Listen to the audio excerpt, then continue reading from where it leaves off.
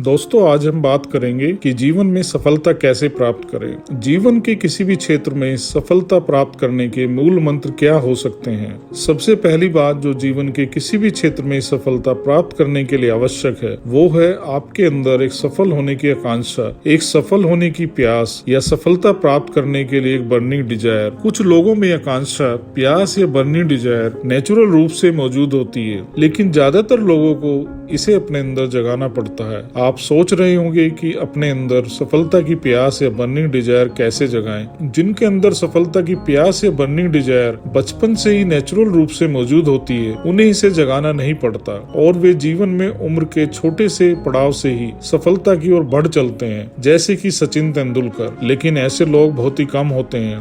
हर किसी में ऐसी सफलता की प्यास बचपन से स्वाभाविक तरीके से मौजूद नहीं होती। तो दोस्तों, सफलता के लिए इस प्यास या आकांक्षा या बर्निंग डिजायर को कैसे जगाया जाए। सफलता की प्यास जगती है जीवन में ऑर्डिनरी या सामान्य लाइफ जीते हुए, महसूस किए गए किसी दुख या पीड़ा से, किसी कटु अनुभव से, सामान्य लाइफ जीने में महसूस की गई जीवन की व्यर्थता से, सामान्य लाइफ जीने में महसूस किए गए एक भीड़ में खोने के अनुभव से। अगर आप कुछ दिनों के लिए अपने चारों तरफ सामान्य जीवन में हो रही हर चीज को बहुत ही क्लोजली ऑब्जर्व करना शुरू कर दें, तो आपको शीघ्र ही पता चल जाएगा कि हर कोई एक जैसी लाइफ जी रहा है, हर कोई एक भीड़ का हिस्सा है और हर कोई एक जैसा ही काम कर रहा है। और अगर आप लगातार इसे अपनी 100% अवेयरनेस से ऑब्जर्व करें, तो इस सामान्य जीवन को महसूस करके आपको एक पीड़ा, एक दुख का अनुभव अवश्य होगा। इस पर आप ये भी कह सकते हैं कि जो सफलता पाते हैं उनके अंदर एक विशेष टैलेंट होता है, हमारे अंदर तो वो टैलेंट नहीं है। दोस्तों, इसके उत्तर में मैं ये कहना चाहता हूँ कि हर मनुष्य के अंदर जीवन में कुछ बनने की पोटेंशियलिटी या संभावना एक जैसी होती है। हमें जन्म तो मिलता है, लेकिन एक जीवन जीना पड़ता है, एक जीवन बनाना पड़ता है। जैसे कि यदि हम जन्म को एक बीज माने और जीवन को एक वृक्ष माने,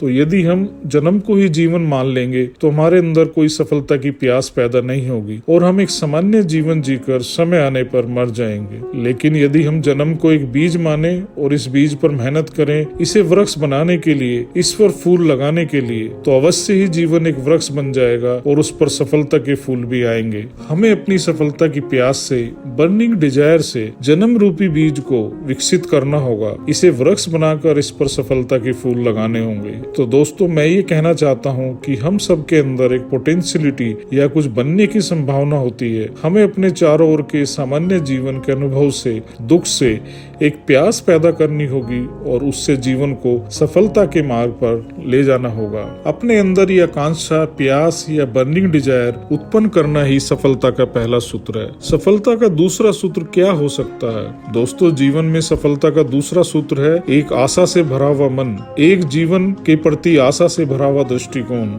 यदि हमारे पास सफलता की प्यास है लेकिन मन में निराशा है, निराशावादी दृष्टिकोण है, तो भी सफलता हमसे दूर रह सकती है। प्यास के साथ साथ सफलता के लिए हमारा मन आशा से भरा हुआ होना चाहिए, एक आशा से भरा हुआ दृष्टिकोण होना चाहिए। आशा से भरे हुए मन का मतलब है कि मान लीजिए हम किसी बगीचे में जाएं और वहाँ एक गुलाब का पौधा देखें। अगर गुलाब का पौधा देखकर हमें एक ख्याल आए कि ईश्वर का ये कैसा न्याय है, एक गुलाब के पौधों में हजारों कांटे हैं, तब कहीं जाकर एक गुलाब का फूल लगा है। गुलाब के पौधों में चारों तरफ कांटे ही कांटे हैं, तो एक निराशा से भरे मन की बात होगी। और दूसरी तरफ अगर हम ये सोचें कि ईश्वर कितना दयालु है, इतने कांटों के बीच भी एक गुलाब का फूल खिल रहा है और महक रहा है, कितनी ईश्वर की कृपा है कि इतने कांटों के बीच भी एक हंसता हुआ सुरक्षित गुलाब का फूल है, तो एक आशा से भरे मन की बात होगी, ये एक पॉजिटिव दृष्टिकोण वाले मन की बात होगी। अगर हम ये कहें और महसूस करें कि दो रातों के बीच में केवल एक दिन है, तो ये एक निराशा से भरे मन की बात होगी। और दूसरी तरफ अगर हम ये कहें और महसूस करें कि 2 दिन है और उन 2 दिनों के बीच केवल एक रात आती है, तो ये एक आशा से भरे मन की पहचान होगी।